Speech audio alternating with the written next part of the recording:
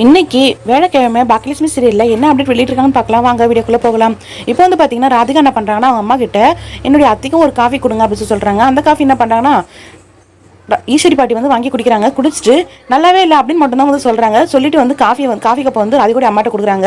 அவங்க என்ன பண்றாங்கன்னா அந்த காஃபி கப்பை வேணும்ட்டே வந்து கீழே விட்டுட்டு உடச்சிடுறாங்க. அந்த டைம்ல வந்து பாத்தீங்கன்னா இவங்க ஈஸ்வரி பாட்டி கோபிக்கு ஃபோன் பண்ணி உடனே வீட்டுக்கு வரான்னு சொல்லிட்டு வர வைக்கிறாங்க. இவங்க கோபி வீட்டுக்கு வந்த உடனே ஈஸ்வரி பாட்டி வந்து என்ன பண்ணான்னு ஒன்றும் ஒப்பாரி வச்சு அழுகுறாங்க. உடனே வந்து இதை பார்த்த உடனே டென்ஷன் ஆகி போய் ராதிகா என்ன பண்ண வெளில வந்து ஏன் இது மாதிரிலாம் பண்றீங்க அத்தை, நீங்க தானே காஃபி கப்பை கீழே விட்டீங்க, இப்போ இது மாதிரிலாம் பண்ணிட்டு இருக்கீங்க, ஆனால் இப்போ வந்து இது மாதிரிலாம் வந்து என் இது நாடகம் நடிச்சுட்டு இருக்காங்க அப்படின்னு சொல்லிட்டு இருக்காங்க. என்ன நீ என்னை பார்த்து வந்து நாடகம் நடிக்கிறேன்னு சொன்னேன். அப்போ எனக்கு என்ன தலையை வைத்தா, நானே வந்து காஃபி கப்பை வேணும்ட்டு கீழே தட்டி வந்து நானா லூஸ் அப்படின்னு சொல்லிட்டு ராதிகோடைய அம்மா சொல்றாங்க. இதுக்கு ஈஸ்வரி படி என்ன சொல்றாங்கன்னா, ஆமா நீ லூசு தான், நான் கப்பை தட்டி விடவே இல்லைன்னு சொல்றேன், நான் வந்து தட்டி விட்டேன்னு சொல்லிட்டு இருக்கிறியே, எதுக்கு இது மாதிரிலாம் நாடகக்காரியா இருக்க, நாடகம் ஆடிட்டு இருக்க அப்படின்னு சொல்றாங்க. நான் ஒன்றும் நாடகக்காரி கிடையாது, நீ தான் அப்படின்னு சொல்லி ரெண்டு பேருக்குள்ள பயங்கரமா வந்து சண்டை வருது.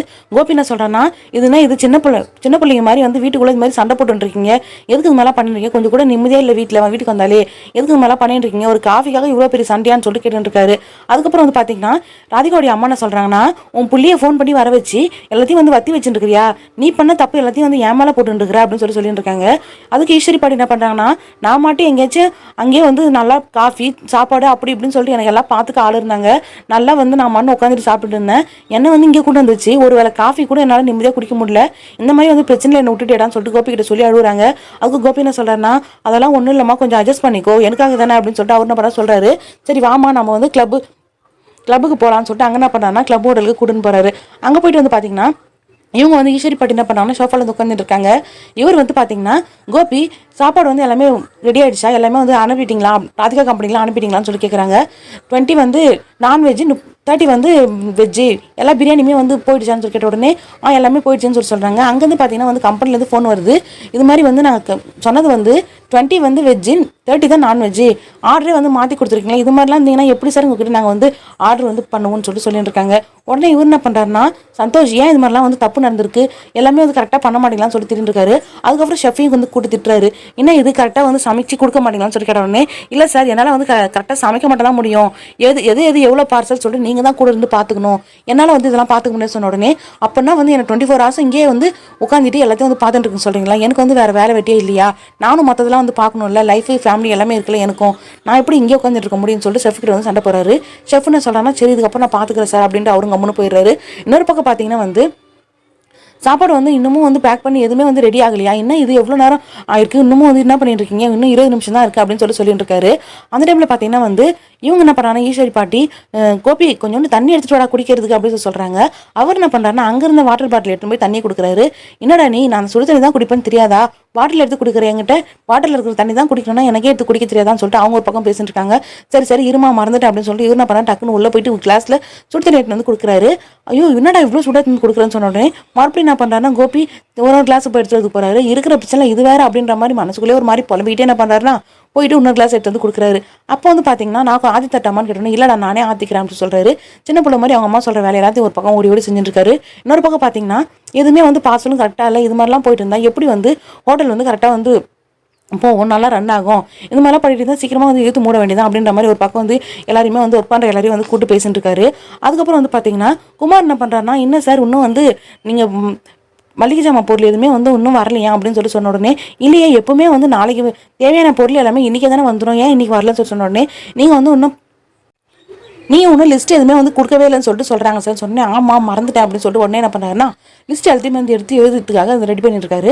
அந்த டைமில் பார்த்தீங்கன்னா ஈஸ்வரி பண்ணி என்ன சொல்கிறாங்கன்னா, என்னால் வந்து ஒரு இடத்துல ரொம்ப நேரம் உட்காந்துட்டு இருக்க முடியல, ரொம்ப வந்து கை காலெலாம் வலிக்குது, எப்படா வீட்டுக்கு போவோம் அப்படின்ற மாதிரி அவங்க என்ன பண்ணுறாங்கன்னா ஒரு பக்கம் வந்து டார்ச்சர் பண்ணுறாங்க. இவர் என்ன பண்ணுறாருன்னா, இருமா கொஞ்ச நேரம் நான் வெயிட் பண்ணுங்க, நான் வந்து சீக்கிரமாக வந்து எழுதிட்டு பிரிண்ட் அவுட் எடுத்துட்டு அதை எடுத்து அவங்களுக்கு அமுச்சு விட்டுட்டுனா அவங்க உடனே வந்து பொருள் எல்லாமே வந்து அமுச்சு விட்டுருவாங்கன்னு சொல்கிறாங்க. அதுக்குள்ளே வந்து பார்த்தீங்கன்னா ஈஸ்வரி பாட்டி வந்து பொறுக்க முடியாமல் அவங்க வந்து ரொம்ப ஒரு பக்கம் வந்து பேசின்னு இருக்காங்க. அதுக்கப்புறம் சரி என்ன பண்ணுறாங்கன்னா ரிசப்ஷனில் இருக்க பிரியாவை கூப்பிட்டு என்ன பண்ணுறாங்கன்னா, சரி நான் எல்லாமே வந்து எழுதி கொடுத்துட்டு போயிடுறேன், ரெடி பண்ணிட்டு போயிடுறேன், நீங்கள் வந்து பிரிண்ட் அவுட் எடுத்து அவங்களுக்கு அமுச்சு விட்டுருங்கன்னு சொல்லிட்டு எல்லாத்தையுமே வந்து ஸ்டோருக்கு அனுப்ப சொல்லிட்டு இருக்காங்க.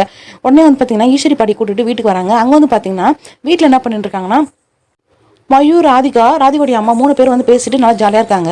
அப்போ வந்து பார்த்தீங்கன்னா மயூ என்ன பண்ண நிறைய டிராயிங்லாம் வந்து வரைஞ்சிட்டு இருக்காங்க. இதை பார்த்தீங்கன்னா ராதிகா என்ன சொல்கிறாங்கன்னா, நீ வந்து படித்து முடிச்ச உடனே ஒரு டிராயிங் இதுவாக போயிடு, ஒரு ஆர்டிஸ்ட் ஆகிடுன்னு சொன்ன உடனே, இல்லை மம்மி நான் வந்து எம்பிபிஎஸ் தான் ஆகுன்னு சொன்ன உடனே, என்னுடைய ஹாபி மட்டும்தான் வந்து டிராயிங், நான் வந்து எம்பிபிஎஸ் தான் ஆகுன்னு சொல்கிறாங்க. பரவாயில்லையே இந்த சின்ன வயசுல இவ்வளோ பொறுப்போடு பேசுறியா அப்படின்னு சொல்லிட்டு ராதிகோடைய அம்மா வந்து சொல்லிட்டு இருக்காங்க. கரெக்டாக வந்து பார்த்தீங்கன்னா அந்த டைமில் கோபி ஈஸ்வரி வந்தது உடனே கோபிக்கிட்ட வந்து மயூ என்ன பண்ணுறாங்கன்னா எல்லாத்தையும் வந்து காமிக்கிறாங்க. ஓ எல்லாமே சூப்பராக இருக்கே, இன்னும் நிறைய நான் வரைஞ்சி வச்சிருக்கேன்னு சொல்லிட்டு மயூ என்ன பண்ணுறாங்கன்னா எல்லாத்தையும் காமிச்சிட்டு இருக்காங்க.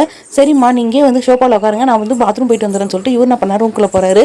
இங்கே வந்து பார்த்தீங்கன்னா ஈஸ்வரி பாட்டி என்ன பண்ணுறாங்கன்னா சைலண்டாக வந்து கம்முன்னு உட்காடுறாங்க. ஆனால் வந்து இந்த ராதிகோடைய அம்மா சும்மா இல்லாமல் என்ன பண்ணுறாங்கன்னா, என்ன ஸ்கூலுக்கு போகிற புள்ளையை வந்து கூட்டிகிட்டே வரா மாதிரி ஒருத்தவங்க போயிட்டு கூடயே வராங்க அப்படின்னு சொல்கிறாங்க. அதுக்கு வந்து யாரை நீ இப்போ சொல்கிற, நான் தானே இப்போ வெளில போயிட்டு வந்தேன், அப்போ என்ன தான் நீ சொல்கிறியா அப்படின்னு சொல்லி கேட்குறாங்க.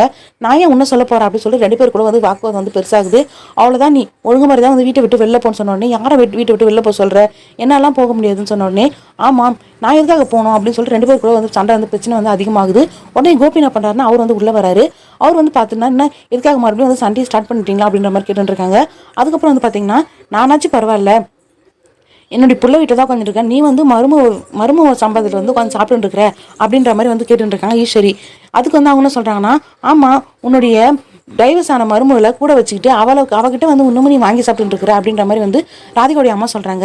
அதுக்கு வந்து ஈஸ்வரி பாட்டி என்ன சொல்கிறாங்கன்னா, நானாச்சும் பரவாயில்ல, என் பிள்ளைக்கு ஒரே கல்யாணம் பண்ணி அந்த மருமக கிட்ட தான் நான் வாங்கி சாப்பிட்டு இருக்கேன், நீ வந்து உன்னுடைய மருமக கிட்ட வாங்கி கூட சாப்பிட முடியாமல் அந்த வீட்டில் இருக்க முடியாமல் அவ்வளோ ஒரு குடும்பக்காரியா நீ என்ன பண்ணுறன்னா அவங்க கூட குடும்பம் பண்ணாமல் இங்கே வந்து பொண்ணு கூட வந்து உட்காந்துட்டு இருக்க. அதுவும் வந்து பொண்ணுக்கு வந்து ஏற்கனவே கல்யாணம் ஆன ஒருத்தவனை வந்து பிடிச்சி வந்து கல்யாணம் பண்ணி வச்சிருக்கிற உன் பொண்ணுக்கு இது நல்லாவா இருக்கு, உனக்கே அசிங்கமா இல்லையா, அதில் நீ வேற கூட வந்து உட்காந்துட்டு இருக்க அப்படின்ற மாதிரி வந்து என்ன பண்ணுறாங்கன்னா ஈஸ்வரி பாட்டி பேசிட்டு இருக்காங்க. உடனே வந்து பார்த்தீங்கன்னா ராதிகாவுக்கு அவங்கள பற்றி பேசணுன்னே கோவம் வந்து என்ன பண்ணாங்கன்னா, என்ன அர்த்தம் லிமிட் தான், இதுக்கப்புறம் என்னை பற்றி ஏதாச்சும் பேசுனீங்கன்னா நடக்கிறதே வேற அப்படின்ற மாதிரி.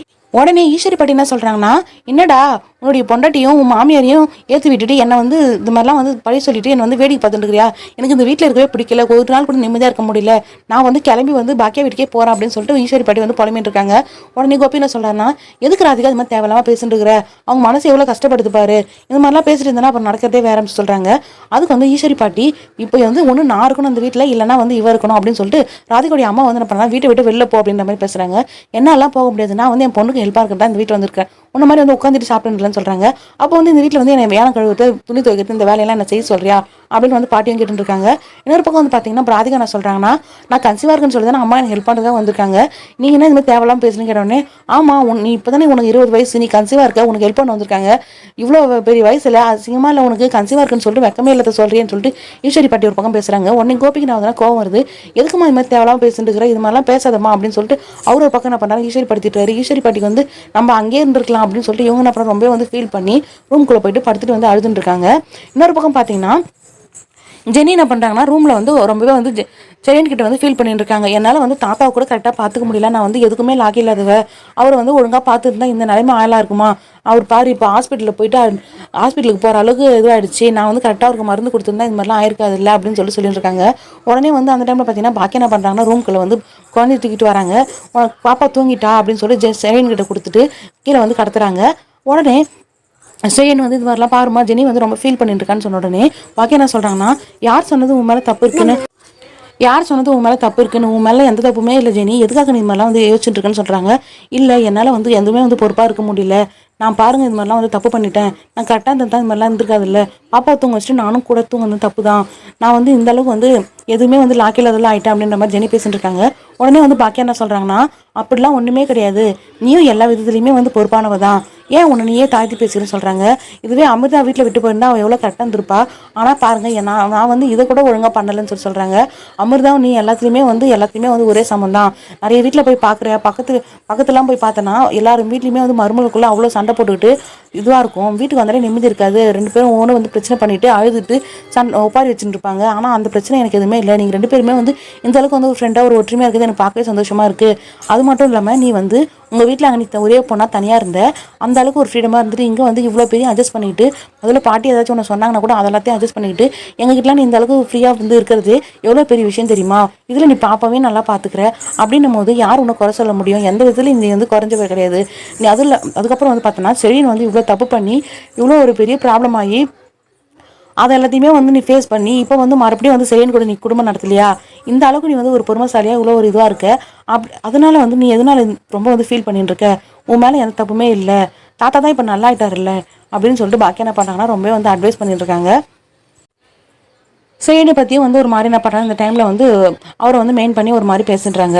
இவங்க என்ன பண்ணால் ஜெனின் பண்ணால் ஓகே அத்தை இனிமேல் நான் ஃபீல் பண்ண மாட்டேன் அப்படின்னு சொல்லிட்டு ஆன்ட்டி அப்படின்னு சொல்லிட்டு பேசிட்டு இருக்காங்க. சரி என்ன பண்ணுறாருன்னா, சரி ஜெனி இனிமேல் வந்து ஃபீல் பண்ணாத, அதான் எல்லாமே தாத்தா ஓகே ஆகிட்டார்ல அப்படின்னு சொல்கிறாங்க. அதுக்கப்புறம் பார்த்தீங்கன்னா வந்து கோபியை காட்டுறாங்க. அங்கே வந்து பார்த்தீங்கன்னா ஈஸ்வரி பாட்டி என்ன பண்ணுறாங்கன்னா, நான் வந்து இனிமேல் இந்த வீட்டில் இருக்க மாட்டேன், நான் கிளம்பி வந்து அங்கேயே பாக்கிய வீட்டுக்கே போகிறேன் அப்படின்னு சொல்ல பண்ணுறா. பேக்கெல்லாம் எடுத்துகிட்டு வந்து நிற்கிறாங்க. இதை பார்த்தோன்னே கோபிக்கு வந்து ரொம்ப ஷாக் ஆகுது. ஏமா இது மாதிரி பண்ணுற, நீ அங்கே போயிட்டு இது மாதிரி ஃபீல் பண்ணி அழுதுனா கண்டிப்பாக வந்து அங்கே இருக்கிறவங்க எல்லாரும் வந்து என்ன தானே தப்பாக நினைப்பாங்க, நான் உன்னை நல்லா பார்த்துக்கிறேன்னு சொல்லி தானே கூப்பிட்டு வந்தேன் அப்படின்னு சொல்கிறாங்க. இது நடுவில் பார்த்தீங்கன்னா ராதிகா என்ன பண்ணுறாங்கன்னா, போகிறவங்களை எங்கேயாச்சும் போக விடாமல் எதுக்கு இப்படி தடுத்துட்டுருக்கீங்கன்னு சொல்லி கேட்குறாங்க. இதை பார்த்து இன்னும் கொஞ்சம் வந்து ஈஸ்வரி பாட்டி ரொம்ப வந்து கோபமாகுது. இதில் என்ன தெரியுதுன்னா, கோபி வந்து இந்த பக்கமும் போக முடியாமல் ஈஸ்வரி பக்கமும் பேச முடியாமல் ராதிகா பக்கமும் பேச முடியாமல் நடுவில் நின்றுட்டு தலைக்கால் புரியாமல் தவிச்சுட்டு இருக்காரு.